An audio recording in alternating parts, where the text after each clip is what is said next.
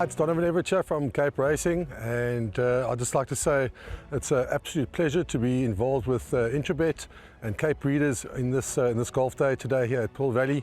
It's fantastic for the industry to see all the relevant stakeholders coming down and having a good time and networking, and it's exactly what the industry needs right now in terms of moving forward and recreating some positivity to take us forward into the next year.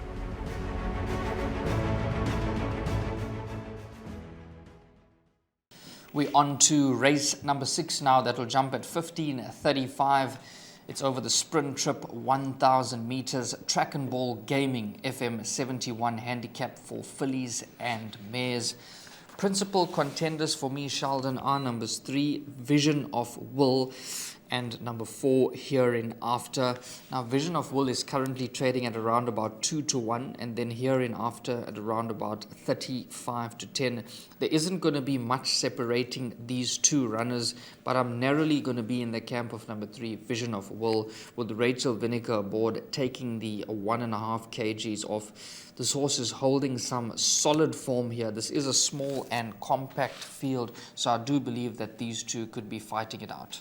Yes, you've got to give healthy respect for these two individuals. And then just adding to that, my first selection, I'm going to go with the 2-horse, number 2, Fuller Magic, with Richard Ferrier aboard.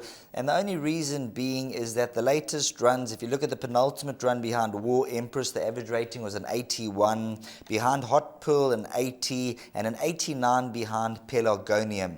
The poly form doesn't inspire much confidence. That's the only negative for me. Richard Ferrier jumps aboard. He did ride this, Daughter of Willow Magic, 3 runs back behind Hot Pearl. And if you look at the excuses on the right-hand side, brushed, cut, sculpted right 4, saddle slipped back, hung in throughout. Might just be a better Scottsville horse. Only a one-time winner. And that did come at Scottsville when beating Jane's Vision. So certainly number 2, Fuller Magic, worth throwing in. And then what do you make of number 6, Le Premier? Last time out, after the run behind Stingray, they've dropped down to a 77. They've tried various distances, yes, and back to the 1,000, which she did run second to Keon's Pride on debut.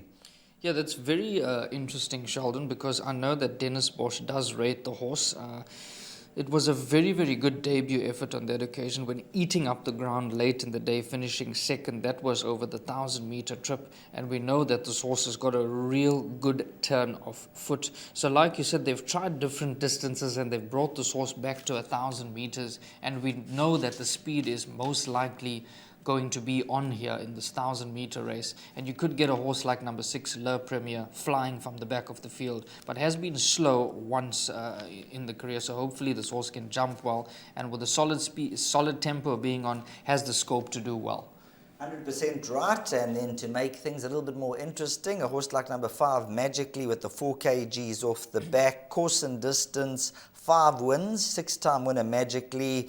Seems to have just gone off the boil recently. Dropped 1 point for the last run, and the prior run dropped 1 point.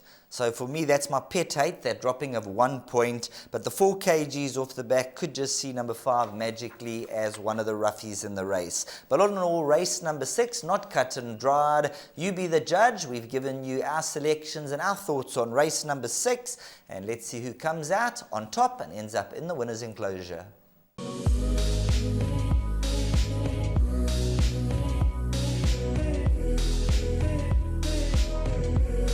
I bet with Interbet only. They're a fantastic site. I've never had any issues with them. They are very professional. There's never a problem. You deposit money, 2 seconds later it's in your account. You withdraw, which I do very occasionally, and I believe it's also 2 seconds it's in your account.